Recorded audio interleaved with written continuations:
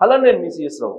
ఢిల్లీలో కేంద్ర ఉక్కు మంత్రిత్వ శాఖ కీలక సమావేశం జరుగుతుంది. ఆ సమావేశంలో విశాఖ ఉక్కును ప్రైవేటీకరణ చేయడానికి కీలక నిర్ణయం తీసుకోబోతున్నారు అనేటువంటి ఒక టాక్ అయితే చాలా బలంగా వినిపిస్తుంది. విశాఖ ఉక్కును ప్రైవేటీకరణ చేయడానికి తాజాగా పడినటువంటి అడుగుల్లో ప్రధానమైనది విశాఖ ఉక్కు సిఎండిని మార్చివేయడం, డైరెక్టర్లకే పూర్తి బాధ్యతలు అప్పచెప్పడం. అంతేకాదు విఆర్ఎస్కు సంబంధించి కొంతమంది ఉద్యోగాలు తీసివేయడానికి ఫండ్ను కూడా ఏర్పాటు చేయటం. ఇవన్నీ కనుక చూస్తే వేగంగా విశాఖ ఉక్కు ప్రైవేటీకరణకు అడుగులు పెడుతున్నాయి అనేటువంటి అనుమానం కార్మికుల్లో ఉంది. అందుకే కార్మికులు రోడ్డు మీదకి వచ్చారు. విశాఖలో కార్మికులు ధర్నాలు చేస్తున్నారు ప్రైవేటీకరణకు వ్యతిరేకంగా. ఇప్పటికిప్పుడు ఛత్తీస్గఢ్కి కొంతమందిని డిప్యుటేషన్ మీద పంపించాలి అనేది కేంద్రం యొక్క నిర్ణయం కూడా. ఇవన్నీ కూడా సైలెంట్గా ప్రైవేటీకరణ దిశగా విశాఖ ఉక్కును తీసుకెళ్ళడానికి కేంద్ర ప్రభుత్వం ఆడుతున్నటువంటి ఒక పెద్ద గేమ్ అని కార్మిక సంఘాలు అలాగే ప్రైవేటీకరణను వ్యతిరేకించేటువంటి వాళ్ళు భావిస్తూ ఉన్నారు. సో తాజా పరిణామాలను మనం రివ్యూ చేసుకుంటే కనుక అసలు విశాఖ ఉక్కు విషయంలో ఏం జరుగుతోంది అనేది మనకు కొంత అర్థమయ్యేటువంటి అవకాశం ఉంది. సో దాన్ని ఒకసారి రివ్యూ చేసుకునేటువంటి ప్రయత్నం చేద్దాం. విశాఖ ఉక్కుకు సంబంధించి ఇటీవల కాలంలో కేంద్ర ఉక్కు శాఖ మంత్రిగా ఉన్నటువంటి కుమారస్వామి ఒక హామీ ఇవ్వడం జరిగింది, 45 రోజుల్లో ఈ సమస్యను పరిష్కరిస్తాము అని చెప్పి. కానీ మరింత జటిలం చేస్తూ ఉన్నారు సమస్యను అనేది ఇప్పుడు కార్మికులు వినిపిస్తూ ఉన్నారు. ప్రైవేటీకరణకు వ్యతిరేకంగా వాళ్ళు నినాదాలు చేస్తూ సెయిల్కి అప్పజెప్పాలి విశాఖ ఉక్కుని అనేటువంటి డిమాండ్ను కూడా కార్మికులు చేస్తున్నటువంటి క్రమంలో అసలు విశాఖ ఉక్కు విషయంలో ఏం జరుగుతుంది అనేది బ్రీఫ్గా రివ్యూ చేసుకునేటువంటి ప్రయత్నం చేద్దాం. సో 2 ఏళ్ల నుంచి విశాఖ స్టీల్ ప్లాంట్కి సంబంధించిన ప్రైవేటీకరణ దిశగా కేంద్రం అడుగులు వేస్తుంది. ఆ రోజు ఉన్నటువంటి ముఖ్యమంత్రి జగన్మోహన్ రెడ్డి కేంద్ర ప్రభుత్వం ఒకవేళ ప్రైవేటీకరణకు సంబంధించి గ్లోబల్ టెండర్లు వేస్తే రాష్ట్ర ప్రభుత్వం తరఫు నుంచి టెండర్లు వేసి విశాఖ ఉక్కును ఆంధ్రప్రదేశ్ ప్రభుత్వమే కొనుగోలు చేస్తుంది అనేటువంటి స్టేట్మెంట్ కూడా ఇవ్వడం జరిగింది.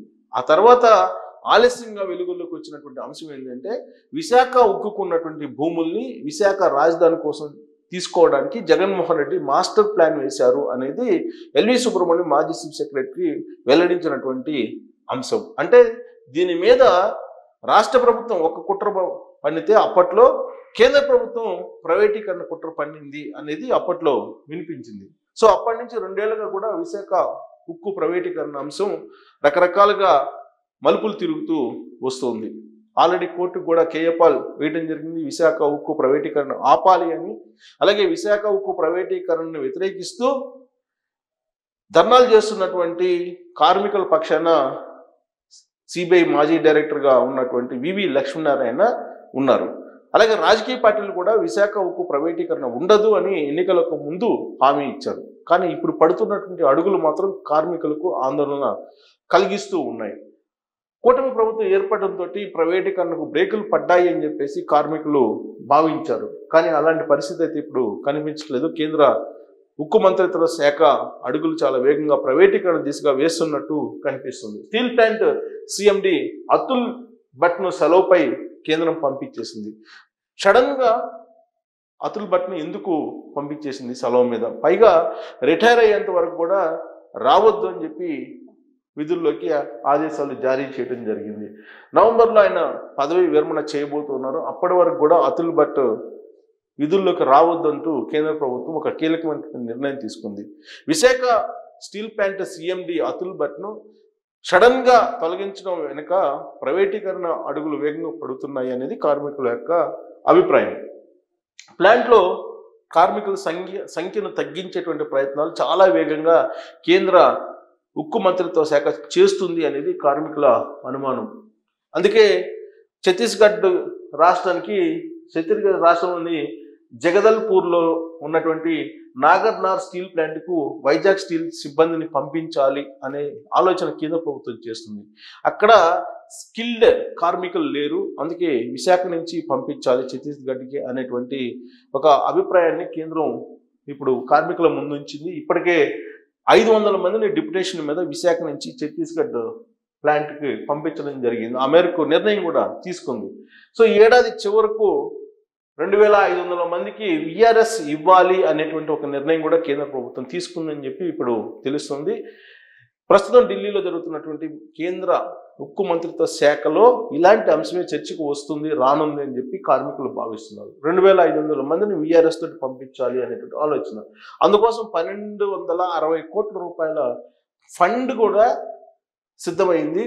యాజమాన్యం ఆ దిశగా అడుగులు వేస్తుంది. యాజమాన్యం 1260 కోట్ల రూపాయల ఫండ్ను కూడా తయారు చేసి పెట్టింది. 2500 మందికి విఆర్ఎస్ ఇవ్వాలి అనేటువంటి ఆలోచనతోటి కొంతమందినేమో డిప్యుటేషన్ మీద ఛత్తీస్గఢ్ పంపించాలనే ప్రయత్నం చేస్తుంది అనేది కార్మికుల వద్ద ఉన్నటువంటి సమాచారం. అందుకే వాళ్ళు ఆందోళన చేస్తున్నారు, ఆందోళనకు దిగారు.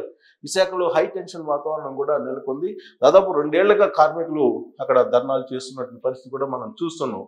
ప్రస్తుతం 19,000 మంది అక్కడ కార్మికులు పనిచేస్తున్నారు విశాఖ స్టీల్ ప్లాంట్లో. ఆ 19,000 మందిలో సగానికి సగం తగ్గించేటువంటి ప్రయత్నాలు ఇప్పుడు కేంద్ర ప్రభుత్వం చేస్తుంది. దానికి సంబంధించిన కసరత్తు కూడా జరుగుతుంది. కేంద్ర ఉక్కు మంత్రిత్వ శాఖ కూడా దాన్నే ఎజెండాగా పెట్టుకుని మీటింగ్ను ఏర్పాటు చేసుకుంది అనేది కార్మికుల వద్ద ఉన్నటువంటి సమాచారం.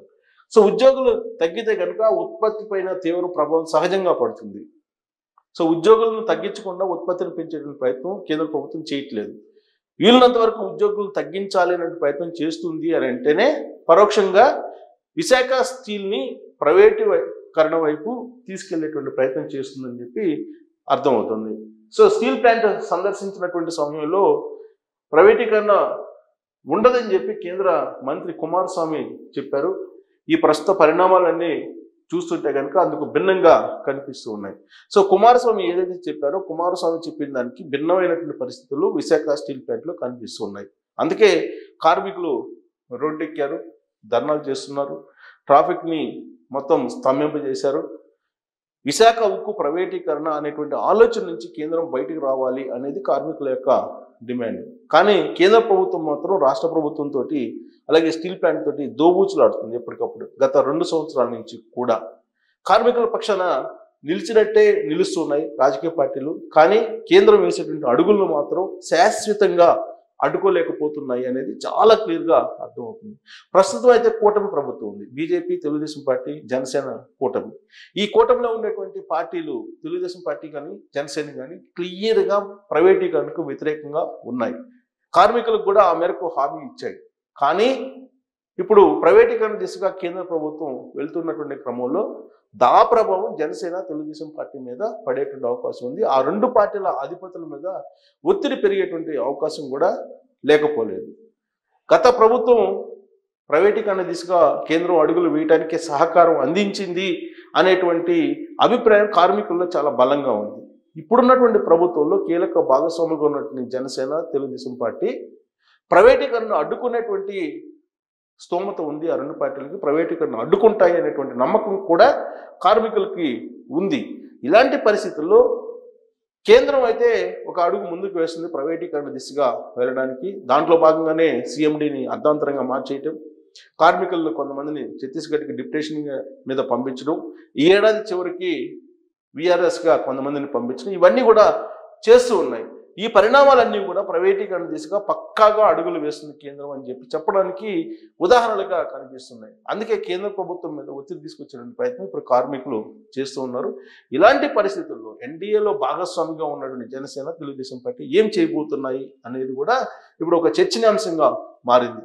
ఆ రోజున జగన్మోహన్ రెడ్డి మీద కార్మికులు వ్యతిరేకంగా ఉన్నారు, జగన్మోహన్ రెడ్డి ప్రైవేటీకరణకు అనుకూలంగా ఉన్నారు అనేటువంటి నినాదాలు కూడా వినిపించారు. కానీ జగన్మోహన్ రెడ్డి మాత్రం ట్విస్ట్ ఇచ్చారు. ఆయన మనసులో ఒకటి ఉంది, పైకి ఒకటి చెప్పారు. మనసులోనేమో విశాఖ స్టీల్ ప్లాంట్ భూముల్ని కైవసం చేసుకోవాలనే ఆలోచన ఉందని సుబ్రహ్మణ్యం చెప్పిన దాని ప్రకారం అర్థమవుతుంది. ప్రైవేటీకరణకు అనుకూలించాడు జగన్మోహన్ రెడ్డి కేంద్రానికి అనేది కూడా తెలుస్తుంది. కానీ తెలుగుదేశం పార్టీ, జనసేన మాత్రం విశాఖ ఉక్కు ఆంధ్రుల హక్కు అనేటువంటి నినాదానికి కట్టుబడి ఉన్నటువంటి పరిస్థితుల్లో కేంద్ర ప్రభుత్వాన్ని ఈ 2 పార్టీలు నిలువరించగలవా, ప్రైవేటీకరణను అడ్డుకోగలవా అనే దాని మీద కామెంట్ రూపంలో మీ అభిప్రాయాన్ని తెలియజేసి, విశాఖ ఉక్కు ప్రైవేటీకరణ ఆగుతుందా, ఆగదా, నరేంద్ర మోడీ ఏం చేయబోతున్నారు అనేది మీరు కూడా తెలియజేయండి.